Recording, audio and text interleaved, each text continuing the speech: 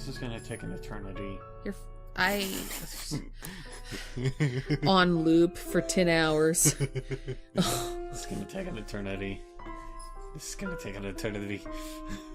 And It's gonna take an eternity. I ironically,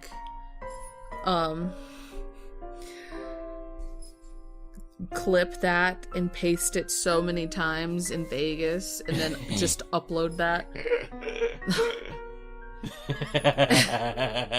They're like, this is an odd video. Why'd she do this? It's gonna take an eternity. Every time we see the timeline, where we are, this is gonna take an eternity. Even right at the end, it's gonna take an eternity.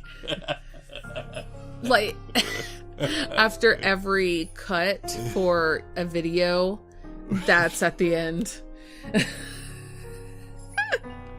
And here's my B-roll. This is my B-roll. It's gonna take an eternity. Hey guys, and welcome back. We are now Luke Wright. So before we begin, we'll do what we normally do. So let's look at our relationship status. Suffer. We are not good with Hannah. She's the only one that's low. We got 3 people who are neutral, and then 2 people who are above the threshold. This is great. He's really above the threshold with Marianne. Uh-huh. I wonder why. Oof on Hannah. Alright, now let's look at the... No one loves Anna. That's not the... we don't... Oh, profiles. That's what we want. Alright, let's look at Luke. Lucille, Mitchell, Luke. He's a Leo. Wright. What a disgrace. Birth date, August 2nd. Leo, 31 years old. Height, 5'8". Occupation, President and CEO. Nationality, British. Religion, atheist. Raised Anglican. Education, high school dropout. Privately tutored. He likes bread pudding, dogs, wine and absinthe, piano playing, daffodils, money, women, and power. Imagine that. Mm-hmm. Your typical prick. A prostitute's son. I thought he was the prostitute. As a prostitute, Luke Wright would... A prostitute's son. He spent his childhood roaming the streets, begging or pickpocketing in order to avoid home. Home meant a too-drunk mother and her equally drunk clients, some of who would take to beating the child out of anger if he so much as looked at them wrong. That meant he was always in trouble in one form or another. Nothing was done to correct it until, in a sober moment, his mother found out about the abuse and promised to take better care of her son. Luke was happy for a while, but his mother's bad habits led to an early grave and left him orphaned until his biological father, a businessman with no legitimate heir, sought him out. He was trained to inherit Wright Enterprise, but along the way got mixed up with illegal activities. That put the company in a bad spot after his assistant ran off with a large sum of dirty money. Bankruptcy would have been inevitable if he hadn't married Hannah. Another long and exhausting day at work, and I still have much to do. Sometimes I wonder why I still bother. I can surely afford to retire, leave the businesses to trusted colleagues. Even if they make enough to only break even, I have enough money to last us a lifetime or 3. I could send 7 children to college if I had any. Not that I plan to. But the problem is obvious, isn't it? I don't trust any of the lot. It has to be me because they might get it wrong. I don't want to retire and suddenly wake up one day only to find that everything has gone down the crapper. Maybe I should hire McCullough as a personal assistant? She seems capable and trustworthy enough. It's hard to find someone who isn't trying to butter me up and trying to curry favor with me. Christ, I'm knackered. Who do I have to kill to have fewer problems around here? I'm not really allowed to complain. I chose this path. But that doesn't stop me from doing so as I throw my shoes off and let them land wherever they please. Petty, maybe, but there's a certain joy that comes with stepping on the carpeted staircase with nothing but my socks on. I'll accept no distractions. I can call up Shroken for a sandwich, but that's probably it. I've got a suitcase filled with contracts to check over and sign before I can retire for the night. Is this in the mansion? Yeah. I don't know at what point. Yep. I'm also waiting for a call from Suarez for any new updates regarding the IT leaks. A real cause for concern. It's the reason there have been investigations on me. Had it been a new thing, I would let it run its course. But it's been going on far too long. Near 3 years for me to just take on a passive role in the affair. I've only kept my head this far because I've managed to mitigate most of the damage with several favors. And some grand puppeteer to ensure the high-profile law enforcement and government officials keep me out of trouble. But who knows how long it can stay that way. Powers are shifting, and the current can be unpredictable. This whole exit business is already shaping things up and upsetting the balance. It's only with great care that I stay where I am, but the smallest of efforts can unravel all that I've done. It certainly won't help if I am being accused of things, whether I'm guilty of them or not, because some computer chump thinks he can play a game with me. And, well, crap. It'll be a miracle if I can get to sleep tonight, though that is hardly surprising news. But before I can even take a step into the study, a voice from the bedroom calls out to me. Luke, darling, you're finally home. Why don't you be a dear and come in here? And I hesitate for a moment. I do have work to be done, but I suppose greeting my wife as I get home is only proper. I've already been gone for most of the week, unless I needed to be here for work on the house. So with a sigh, I head towards the bedroom. I almost said bathroom.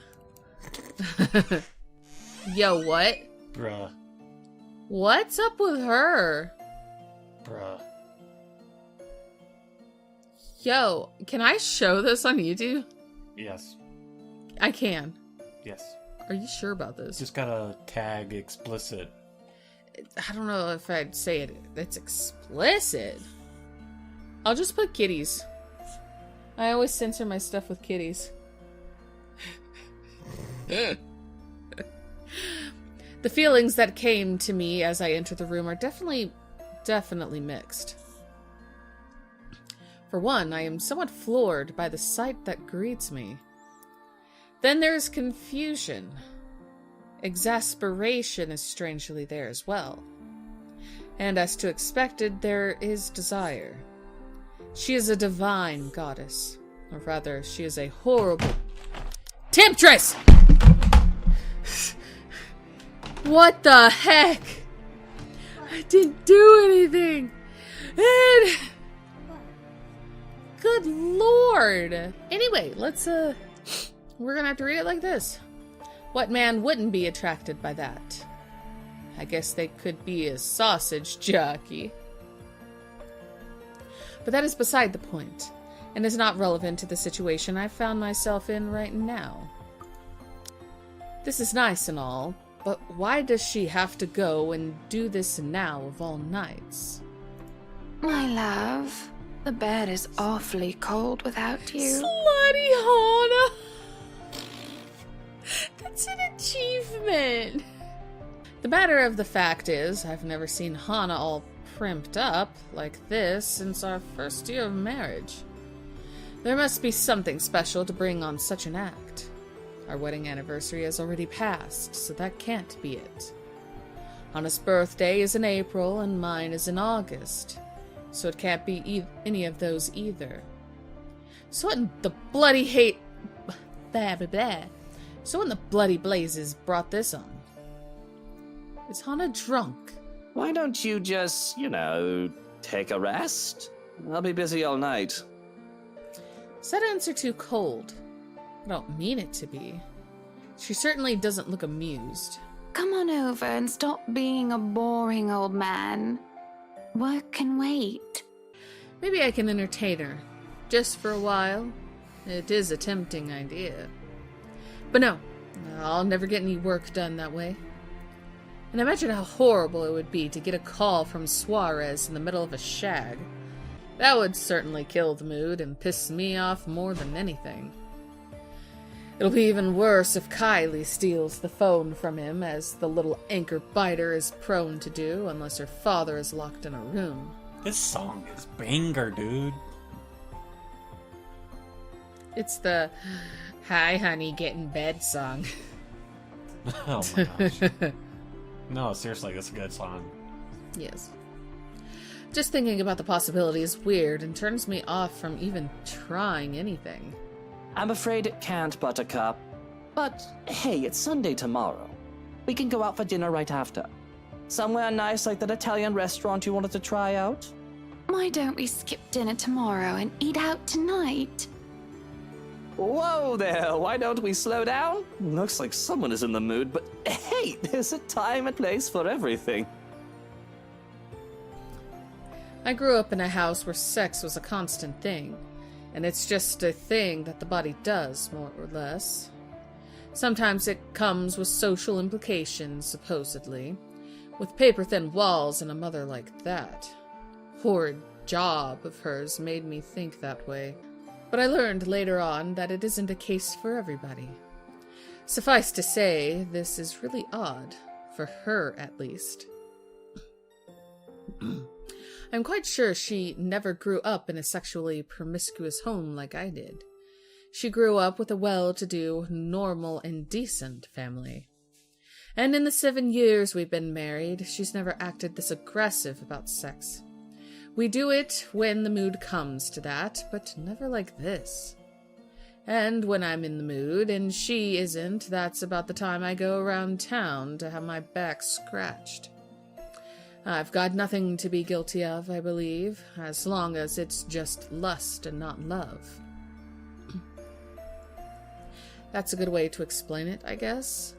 I'm just really confused and trying to come to grips with reality as it is presented to me. Well, this is the place, but now is not a good time, darling. Like I said, I have plenty of important work to be done. Any other night, this would be great. Excellent, splendid. But not right now, okay? I suppose if that's what you want. I can have my prince another time. A chill runs up my spine as she calls me that again. My prince. Is she going through some midlife crisis? I know she's not that sort to play pretend with, that sort of thing. Now that I think about it, this is probably some dream. Perhaps I've been exposed to something? Jeez. I've gone and effed my brain... I've gone and effed my own brain over. That can be the only explanation. Or at least the only explanation that my mind wants to accept right now. But if it were, I should probably accept her offer, no? But on the off chance it isn't, I shouldn't. Either choice F someone over, quite literally at that. Yes, that's right. Another time. So if you could put your dress back on. It's really chilly right now, isn't it? You don't want to catch a cold if we're going out tomorrow.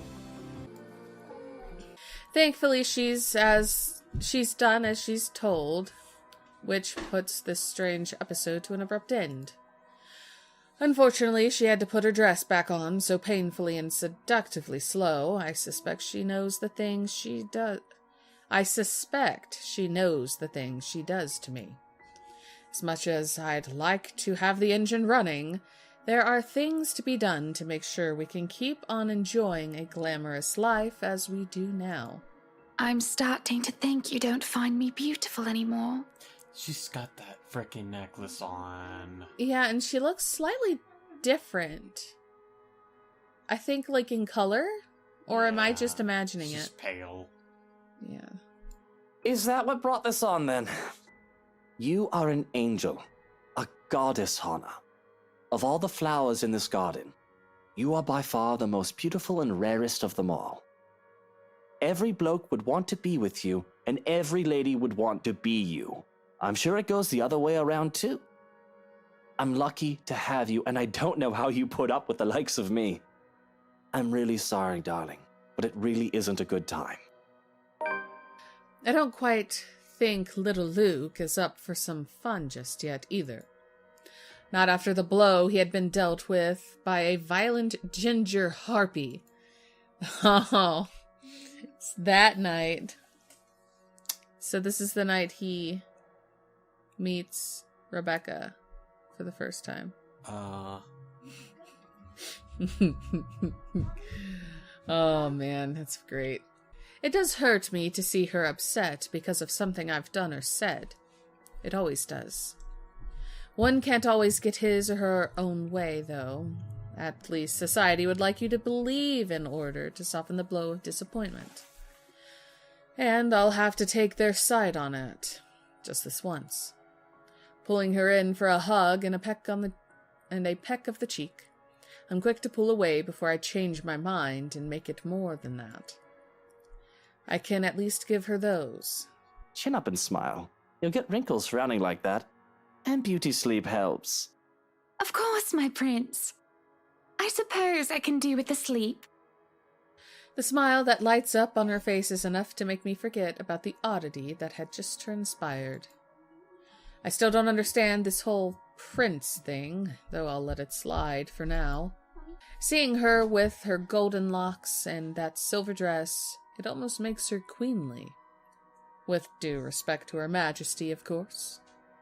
Despite that, there is just something off.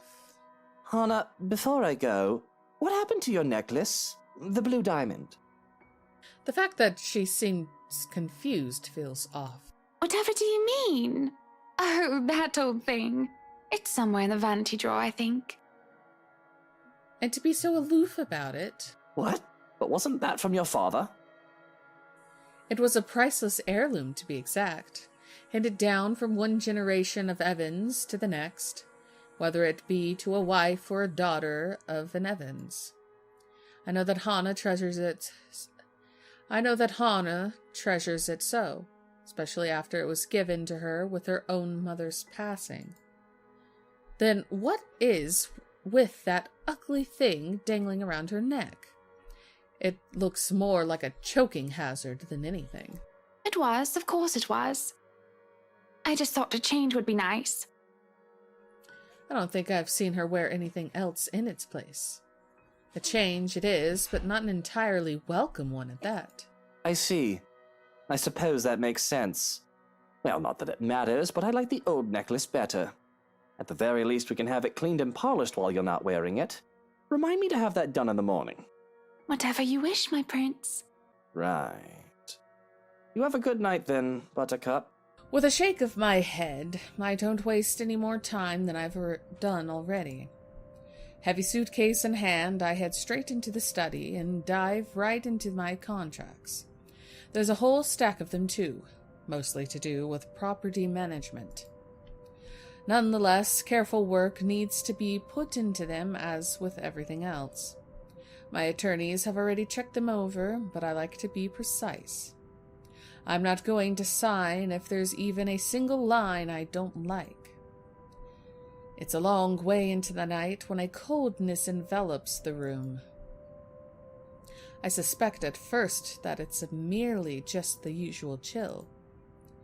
but the heaters have been turned on as the strange sunny weather that's been gracing us as of late has come to an end. The door is barely open, just by a crack, though I shut it in case that might help. Satisfied, though, not as much as I would have liked. The room still feels freezing. Might make my way back to the mess of documents waiting for me at the table. Just a few more, and I can get that well-deserved rest. Get out of this place and dive into warm comforts of my bed. Then maybe, if Hana's still up for it, well, it's more than enough motivation. Parking my rear back on the chair, I begin my work with the rest of the blasted papers. More than ready to be done with everything and turn in for the night. Only for another chill to startle me to a stop. That's when I feel the hairs on the back of my neck stand on end. Eyes boring at the back of my head. A brush of air just at the nape. And when I glance back, reflected in the lone portrait in the room, someone stands behind me. Just by the study door I closed moments ago, though I did not hear it open. Perhaps it is Hana trying to be sneaky, or Shrokin being a bellend of a spook as usual. Do I really have to ask people to knock before they enter? Seriously now, this is anarchy, and I'll have you know... Oh, I turn, but there's nothing. Huh. Must have been a trick of the light. Oh, it is getting late, and I should really go to bed myself.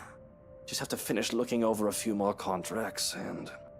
Yes, just finish signing these, and I can have some rest. Maybe arrange for a day off in the morning. Sighing, I steel myself for a long night of dry paperwork. Still, the feeling that I'm being watched stays with me through the night.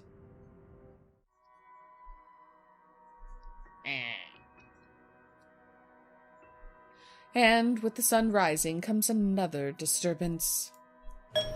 Both too loud and too sharp for my tastes. And I have very fine tastes. When the piercing rings of a doorbell reaches even the study, I'm very much inclined to think the person who built this place lacks any sense of it. Perhaps the only good thing in this, that the ruckus has chased away the needling guilt from last night's commotion, if only temporarily. Still, it's a bloody annoying distraction. I can tell already that it is going to be a long day. It hasn't even started. Before the racket even lasts another minute, I'm peeling myself off the chair and heading straight for the main door. There will be a murder today if this doesn't let up. How quaint. Seems everything in this blasted universe is intent on getting on my nerves as of late. Gordon Bennett! Only a Nancy would knock at such an ungodly hour! In the first place, I shouldn't be the one doing this. This is why I hired a valet, for goodness sake. Where's that damn butler when I need him? With a mansion this quiet at this hour of the morning, it's easy to believe those little ghost stories might be real. The only horror is how odd my own wife has been acting as of late. There's no place for fear when another set of problems already burns that fuel. So I wait for another second. When no butler still answers my call, I simply yank the doors open myself, perhaps with more force than needed. And maybe it should be appropriately there, considering the person on the other side and the hour he dared appear on my step. Even someone with half a brain knows not to disturb anyone this early. Brief confusion quickly gives way to anger, and before the bloody photographer can even get a word in, I'm hurling venom at him. It's less than he deserves, really. Hana will disapprove. scold me for treating the photographer with such disrespect, if she hears me right now. She seems fond of him, after all, despite meeting him only once or twice. He's merely doing his job, she'll say. But she's not here, isn't she? What she doesn't know... You? How the hell did you get in here? What in 7 hells do you want? It's bloody 6 in the morning! Listen, sir, I know this is not a good time. Oh, it's not a good time. Did you even check the clock before coming here? I bet you didn't. This is still my home. My rules also apply to this place as much as Hana's do. As simple as that. Unlike you, the ones living in this house need to sleep. It just so happens it's also a person I will never take a liking to. No need for remorse. Come back when people are actually awake, or I'll call security on you. He continues shouting even as I slam the door in his face. Some nonsense about the news lately, though I don't understand most of it. However, with the closing doors muffling the better part of it, with no ears to listen, his tirade doesn't last too long. Eventually he leaves, and silence once again fills the room, as it should. In hindsight, maybe I should also call for psychiatric services. He certainly sounds mental, just screaming like that. A suspicious man like him left roaming the immediate grounds? Nothing good can come of it. But if his presence will indeed bring a problem, a sign of bad things to come, I'll probably know soon enough. Worst comes to worst, Shrokin will take care of it if need be. It's what I'm paying him for. In the meantime, I need rest, even for just a few hours. My lovely wife's still fast asleep when I finally join her in our bed. As odd as she has been acting lately, her company's nice after spending long, grueling hours going through business documents. Then again, it's not like I'd be losing out much if I take a break or two. In fact, all I have to do is say the word, and Vance General's electronics stocks are going to go down. That's the least I can do after Rochelle Vance's outburst during the party. I highly doubt she will be Rochelle Lee for long. Not if Harvey has any sense in him. So, with a sigh, I drift off, setting aside my problems, if only for a few hours.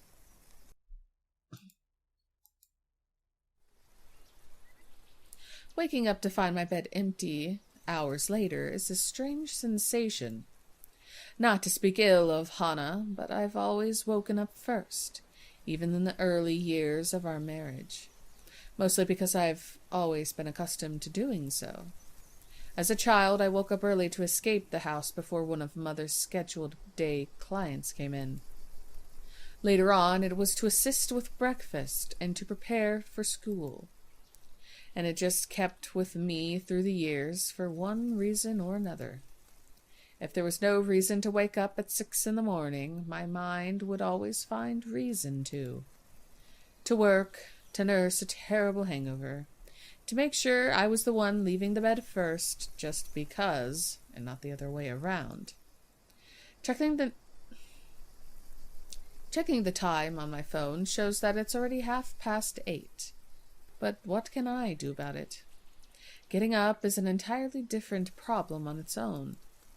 Waking up, after getting only a few hours of sleep in, has my body stiff and sore and my mind feeling lethargic.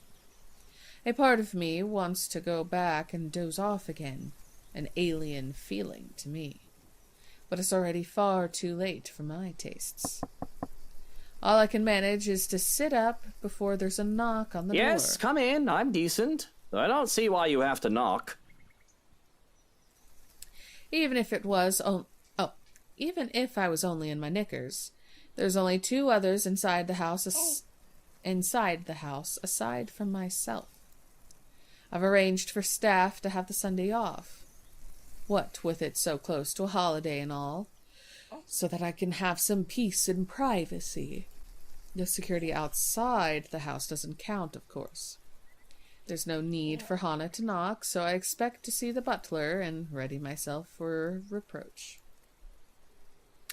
To see that it is Hana is odd, but not a cause for concern. Most likely she, too, found it strange to see me still sleeping, and had let me indulge. Yet there is something off. Just can't put a finger on what it is. Whatever it is, it can wait. Besides, when there are strange things, it is better to wait them out, as they often become apparent with time. Not that I should complain when she greets me with a sunny smile on her face and a tray of food. Good morning, dear. It looks like I overslept, huh? I haven't had that pleasure in a long while. You should really indulge in it a bit more, my prince. I hope you do not mind, but I made breakfast for you. I've been expecting her to tell me that she brought the meal up in order to eat together. Not that she made it. For in all our marriage, Hana had never cooked once, though I can hardly find it in me to question her efforts, unless she was trying to poison me. Perish the thought. But she carries with her a platter of pies, delicious-looking, round pockets of goodness. I'll have no second thoughts in fishing one off the plate with a hum, in fact. It smells divine, and it looks the part as well. The crust from outside looks like it's been baked to a golden and flaky perfection. The egg wash wasn't forgotten either, giving it a nice finish. You made these? You're not pulling my leg, are you? These look great. I make only the best for you, my love.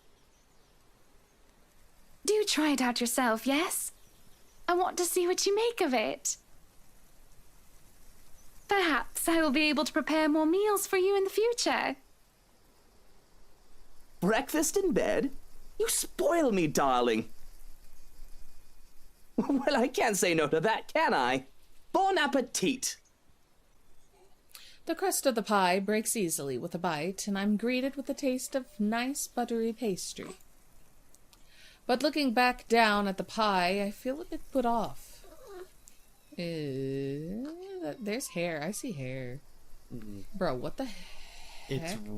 It's black. What the heck? That's black hair, dude. Who is that? It's Rochelle. I don't know. The meat is red and a tad bit soggy, though I can't place what would make it that way. It tastes... no. She's alive. Who's dead? I don't know. A taste of turkey, more than beef, though an old one at that. There's no real sauce of marinade to excuse the juice. It tastes like turkey that's been kept too long in the fridge after being roasted and carved. Definitely white meat at the very least, and well done as well. The thing is tough, though, stringy and sinewy. I know that word, which would say it's more muscle than anything. And what is? I sputter, try to spit out whatever it might be. A few fine strands of something thankfully comes out. Although if I've swallowed any, it's far too late. Not unless I want to act like a cat trying to cough up a fur ball. It's just unfortunate the odd sensation of it being stuck in my throat still lingers, even as I down the glass of juice she has brought with the meal. Buttercup, are you sure the ingredients you used are clean? Oh, I do apologize. That must be... Chef has been feeding some stray cats lately. There are some roaming around the property. I saw him petting one just the other day during his break. Said he found it in the cellar. Oh. But you have nothing to worry about, my love. I took care of it. Okay. She laughs then, probably because of the funny look on my face. But I just have this funny image in my head of Hana chasing after a cat to shoo it out. We aren't cat people, but I doubt that means she would be cruel to the feline. Maybe the other pies are clean. I don't quite have the appetite for breakfast anymore. But thanks. Bloody cats. If that is what you wish, all the same, it will give me more time to spend with you. You will spend time with me, yes? Oh my goodness. Wait a minute. I did tell myself that I would let myself have the day off today. But she doesn't know that. And I can't help but feel that offness again, as her eyes burn through me. There is an eagerness there, a hunger, which makes my skin crawl. An unnatural reaction. I can do little else but nod, because answering otherwise seems the wrong thing to do. Would it please you to have some tea then? I can fetch it if you wish. Pushing myself off the bed with a groan, I roll my eyes and sigh. The crick I feel in my neck is easily taken care of, and I try to flatten my bed head to something a bit tamer. All throughout, Hana still watches me, expectant and doting. No need for that. We can have tea in the parlor, if you don't mind. Really now, Hana, there's no need to busy yourself over it. I shall go ahead and prepare the parlor then. Just relax. I barely said 2 words before she's out the door, however, and I'm left speaking to air. Hana, what is up with that woman?